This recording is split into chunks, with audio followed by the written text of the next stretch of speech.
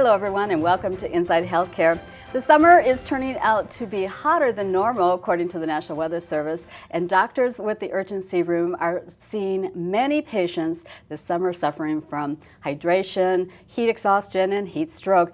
But how do you know the difference between them, and when should you seek emergency medical care? With some answers, joining us back with us again is Dr. Carolyn McLean with the Urgency Room, Medical Director with the Urgency Room. So thank you for coming back. It's always a pleasure to have you with us. Yeah, thanks for having me. So, you know, you're out in the heat. I mean, how do you know the difference between heat exhaustion, dehydration, heat stroke? So when you think about heat exhaustion and heat stroke, just as far as definitions, exhaustion is something you would much rather have than a stroke. So really, I think about it like stroke sounds a lot more serious. Yeah, so stroke is more serious because if you have heat exhaustion, it's something that you can come back from. But heat stroke, that means that you've actually done some significant damage to your brain, your organs, so it's much more serious. And actually, heat stroke, 1 in 5 people die. So it's very serious. It's a big deal. Heat exhaustion, we've probably all been there. We've been outside, we've been running around, we were playing the football game with the family and got really hot and tired, and that's more heat exhaustion. Even if you're at the beach or the lake too, you can still get it. Yeah. And most of us we have our body cues, so you feel hot, you feel like your heart is racing, you're breathing faster, and those are important triggers to get you to drink and get you to remember that, you know what, I need to find some shade, I need to, make sure I'm dressed appropriately, I need to find air conditioning. Listen to those triggers. So that's really important so you don't end up having heat stroke. And then what would be signs of a heat stroke? Obviously, if you're having signs and symptoms, it's almost too late, right? You need to get help. So by the time you have heat stroke, you won't be able to get yourself help because you're confused. So the number one sign of heat stroke is that people are confused because the first place that's affected by a high temperature is your brain functioning.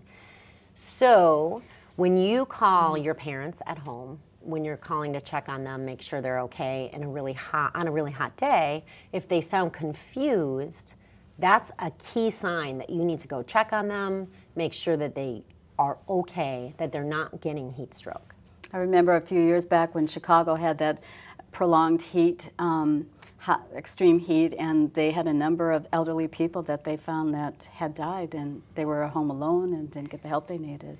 Yeah, so what happens when you're older, you don't have the ability to dissipate heat in the same way. So as you get older, all of our vessels get a little harder, they don't dilate as well, and we can't get that nice flush that you see when somebody's really hot, they're really red. Well, as you get older, you're not able to do that, so you're not able to get rid of the heat.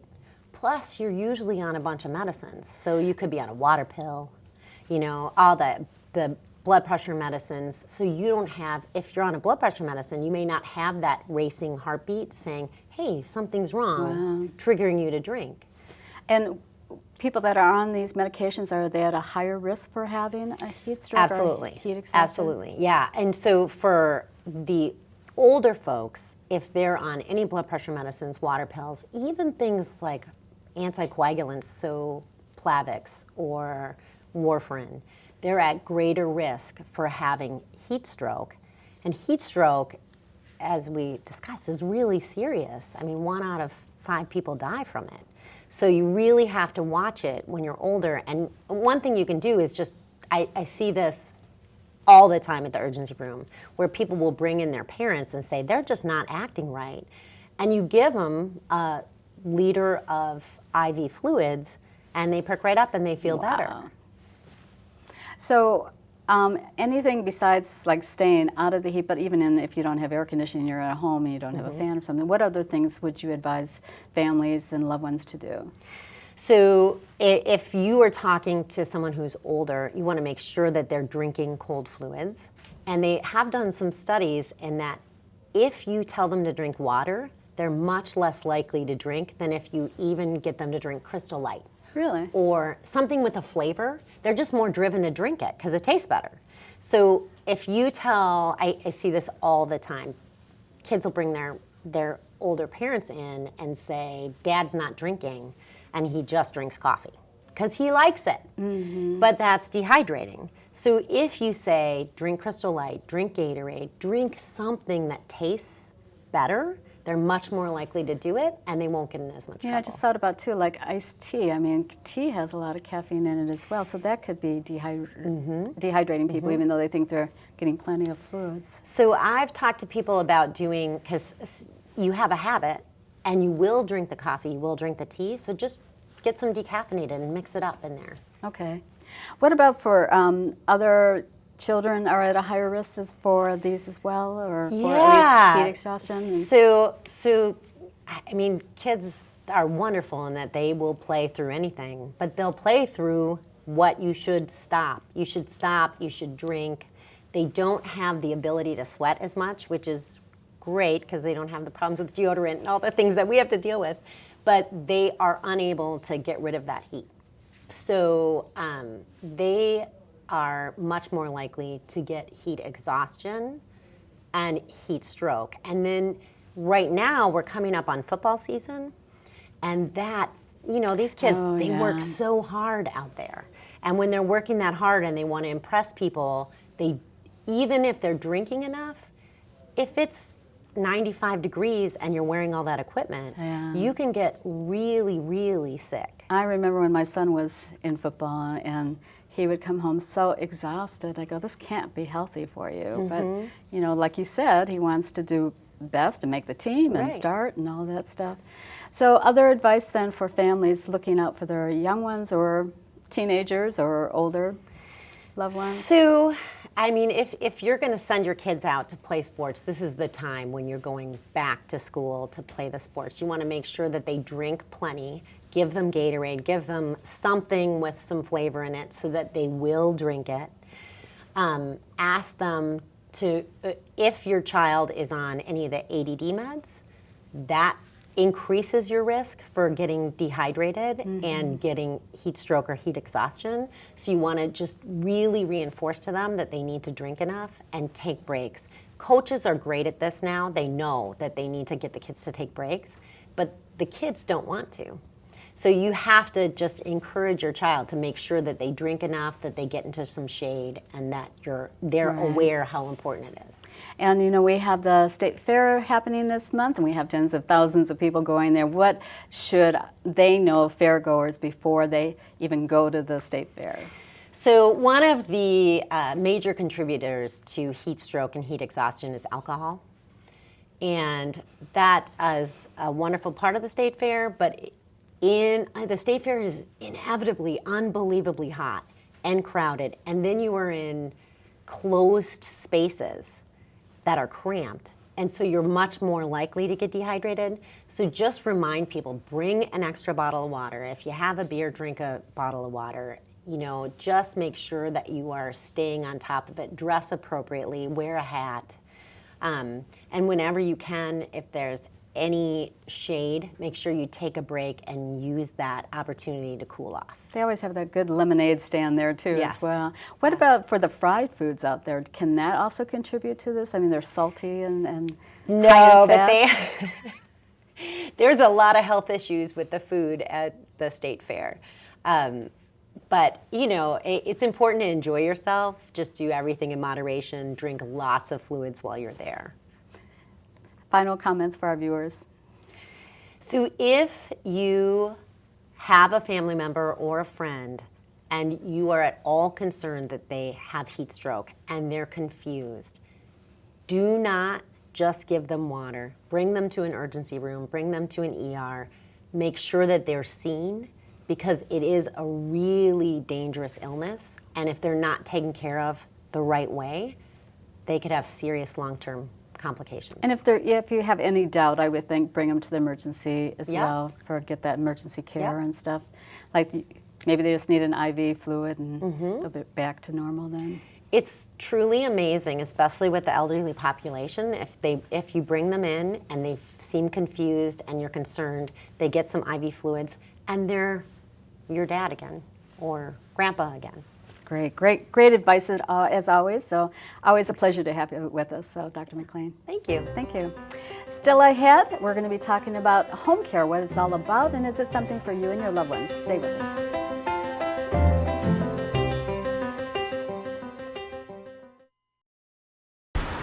Look at you. You're at the top of your game. You're unstoppable. Nothing can throw you off track. Wait, is that your car? Uh-oh. Yeah, I saw that coming. That will throw you off track. You're looking at around 10 grand in fines, legal fees, and increased insurance rates. Let's try this again. Smart move. Because buzz driving is drunk driving. Now we take a closer look at home care. With our growing aging population, there's an increased demand for home care. But what exactly is it, and is it something for you or your loved ones? For some answers, joining us is Andre Best, founder of Best Home Care. Thank you for being with us. Thanks for having me on. So I think the question begs, what is the difference, what is exactly home care, and how does it differ from home health care? Sure, I'm glad you asked that question because a lot of people get confused. The main difference is home health care is, as the name applies, health-related. Home health care aides provide health-related tasks such as administering medications and maybe even giving injections, whereas home care is a non-medical service. Home care aides provide assistance with daily living activities. These are bathing, dressing, grooming, toileting, eating, all non-medical services. And I made reference to our aging population, but the services are provided for a whole variety of population, not just aging senior residents and that. Yeah, exactly. Our recipients are 1 to 101, and they have varying special health care needs.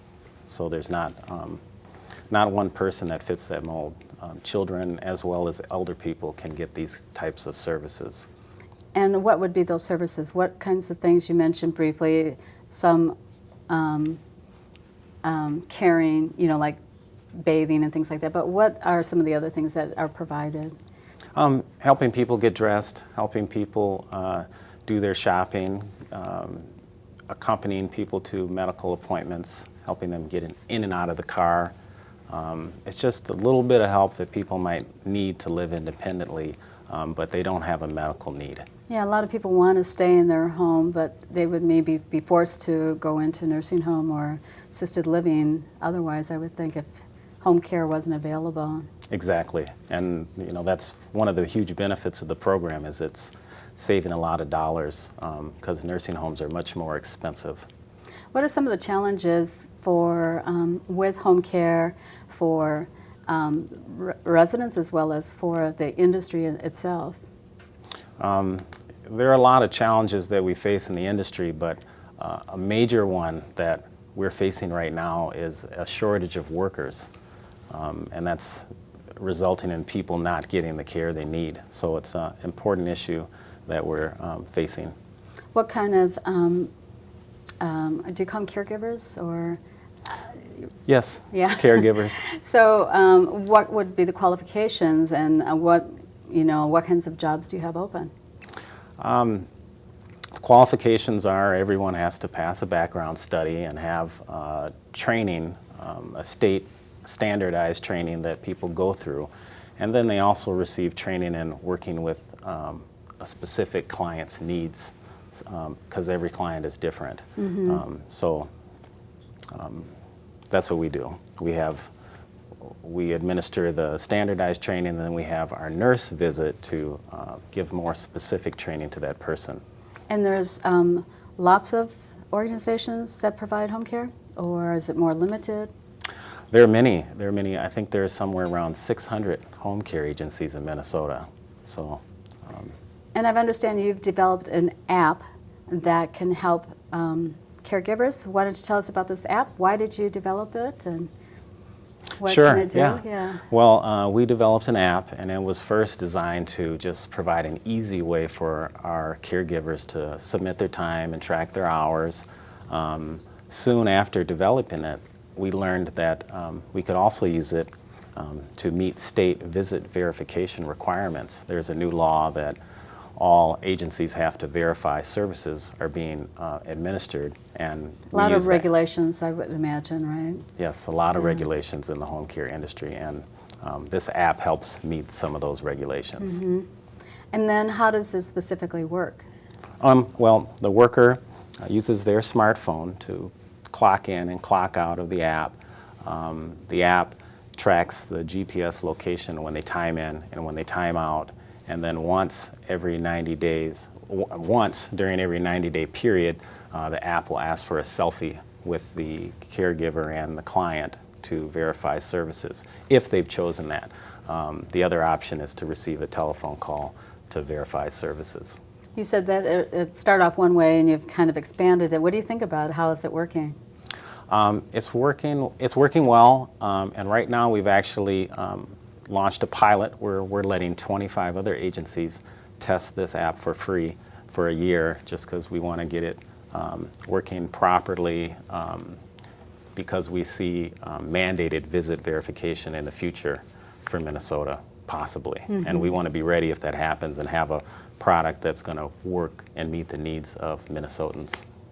So if someone's interested in getting more information about Best Home Care, about also about a job perhaps, or caregivers looking for their loved ones for Best Home, where do they go? How do they go about doing that? Sure. We have a website that's full of information for people to learn about the home care program and us.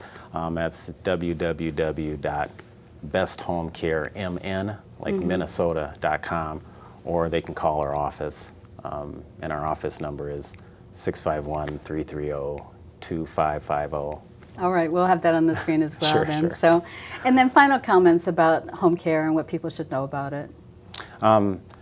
If you think you may have a need, or your family member may have a need, don't wait. Call up an agency and find out, because help is there. As we mentioned before we went on, I was saying how my mother-in-law has been really helped by having someone there, so that's been great for the family to know that there's someone there available to help her with all those needs and things. So Yes, it's a great service. It's been nice to meet you and glad to have you with us. Thanks so much. Thank you. Todd's a great guy. I mean, look at him. What a sweetheart. Attaboy. Wait, Todd, what are you doing? How totally selfish and un-Todd-like of you. Come on, Todd. Come on, man. One of Minnesota's East Metro communities is working to build a healthy community together with a grassroots new community-based initiative called Woodbury THRIVES. To tell us all about Woodbury THRIVES is Maria Batenga and Roger Green with the Woodbury Community Foundation. Thank you both for joining us. Thank you for having us. So, Roger, tell us, what is Woodbury THRIVES? Obviously, it has something to do with Woodbury. What's it all about? Sure. Woodbury THRIVES is aimed at ensuring that we have a healthy community in Woodbury in the broadest of ways. We don't think of health as being just the absence of illness or sickness, but instead thinking about physical and mental and emotional and spiritual, financial health, for that matter, of our residents and those people that live and work in Woodbury. So we're basically involved with a broad group of organizations: the City of Woodbury, the Washington County Public Health, the Woodbury Community Foundation, Health East is at the table, the Woodbury Area Chamber of Commerce, our business people are working with us on this as well. And we've had more than 30 different organizations from around the community that have been participating in one session or another.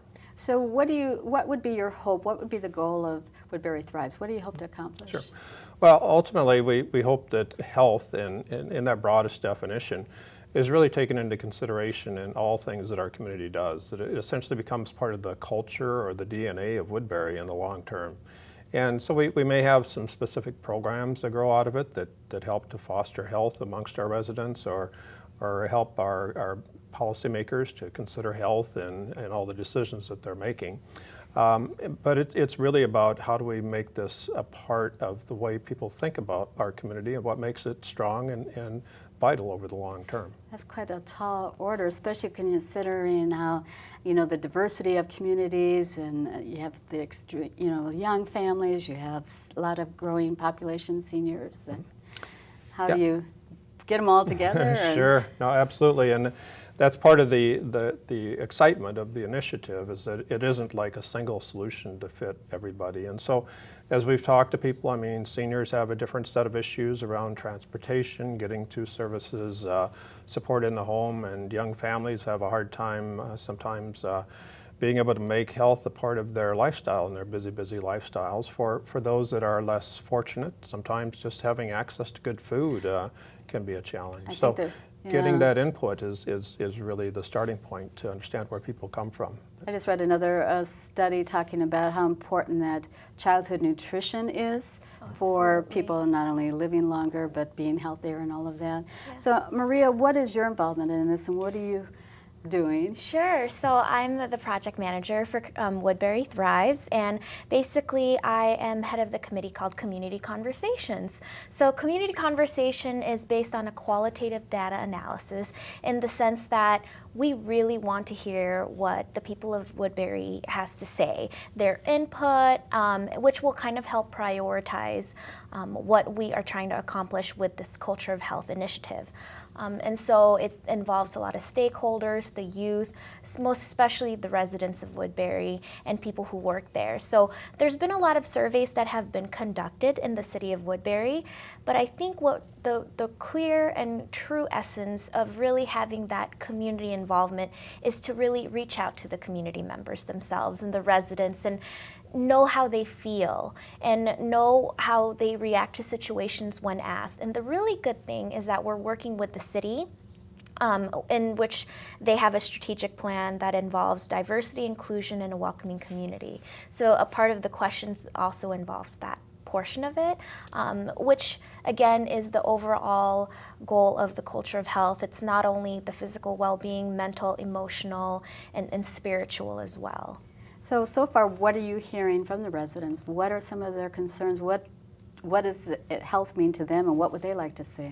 Right. So, for instance, we are doing something that's multicultural based, interfaith based, and so mostly, getting motivated to exercise was one of the things that I've seen in there, and also, really getting to know each other. So not a lot of residents who live there really know their neighbors. So they feel maybe isolated and right. not a part of the community? Exactly, and siloed in the sense, right? Because you only know your certain, parameters within where you live. So this kind of allows you to go out of your shell and meet new people as well. And so one of the community conversations I attended, there was someone there who works for Twin Cities Orthopedics, and there was a senior person who was there, and she said, honestly, the one thing that really is frustrating is getting motivated. And that was one of the response by the personnel from Twin Cities Orthopedics.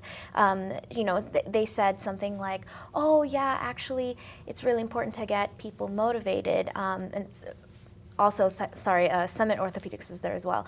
And so it was a great kind of scenario, because at the end of it all, I was able to mention that, it's important to really get to know what the needs and wants are of the community members, and honestly really getting to know each other. So even though there's been all these studies by county, public health, and the city, you have no preconceived idea what is going to come out of Woodbury THRIVES at this point. Exactly, right. So it's truly encompassing the whole community. Yeah, we're really blessed to be part of Washington County that has a tremendous public health department. They've done a wonderful community health needs assessment. Health East, Health Partners, Alina have all done similar assessments as well. But we feel that in order for this to be successful in the long term, it really needs to be grassroots, down at the community level, for that matter, at the church or the neighborhood level. And so we've got all the data, and we're not going to ignore that. We're going to bring that to the table as well. But if we really want people engaged around community health, we need to get their input, have them involved in the process of determining where priorities are. I think some viewers might say, well, isn't Woodbury already a healthy community? Why do this now at this time? Mm-hmm. Well, we are fortunate to be part of Washington County that has is like rated number 2 in terms of counties in the state of Minnesota. There's no question about that.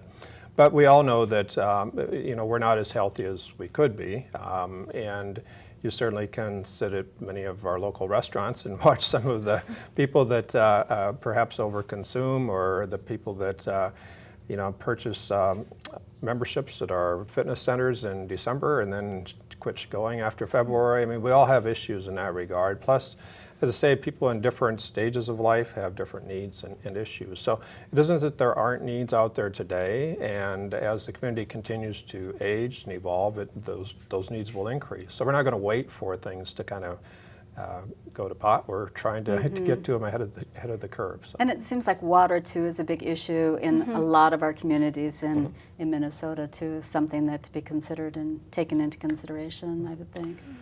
Sure, I think the City of Woodbury has paid a lot of attention to quality of water in our community and done a lot of work on irrigation and things that might somehow harm the quality of the water as well. But it is certainly on people's minds and something that we need to keep on the list of opportunities. So how does someone get involved, and do they have to just be Woodbury residents, or can they be Washington County residents? We're targeting Woodbury residents and people who work there, and we have Community Action Task Force meetings. That's usually once a month. We have a Facebook page. All they have to do is like Woodbury Thrives, and we have a list of the dates and the times of our community conversations. That way we can have people attend those. They're usually open to the public. And also we have a website, and I'm pretty sure you're going to show it in your screen at some point, right. that they can email us with any questions, concerns, or how to even get involved with Woodbury Thrives. How many, go ahead. Our goal is to have 500 people. That was my question. Through these community conversations that are groups of anywhere from 5 to 50 people. And they can occur in people's kitchens or at local churches or at community centers as well. So they're being hosted by organizations in the community and by individuals in some cases. And the show airs on a number of communities throughout Minnesota and the Twin Cities. So is this something that they could adapt as well, a similar type of a program, or are you willing to share it with other communities? Yeah, I think that's the best part about, when we speak of public health initiatives and culture of health, is you really don't want this to be like your kept best secret, because you want to share it to other people, because health is an issue for all, and it affects both the young and old. So I think this is a really important initiative, and we're really glad that Woodbury is, a part of this type of initiative that can, set as a pillar to other cities who want to be involved or even know more about it. Final comments for our viewers about Woodbury Thrives? Well, it's just an exciting opportunity in our community, and we really encourage people to participate. I mean, I'd love to have 5,000 people rather than 500, but we're trying to be realistic about this, with given our schedules time frame. and busy lives and stuff. Exactly. Yeah. Yep. For sure. Well, Maria and Roger, great to have you with us, and we'll have to have you come back after you've got some initiatives going and follow up and see where things are going. We'd love to do that. All right, thanks. Thank you, Jody. And we'd like to thank you for joining us, and we hope you're back with us next time on Inside Healthcare. We'll see you then, everyone.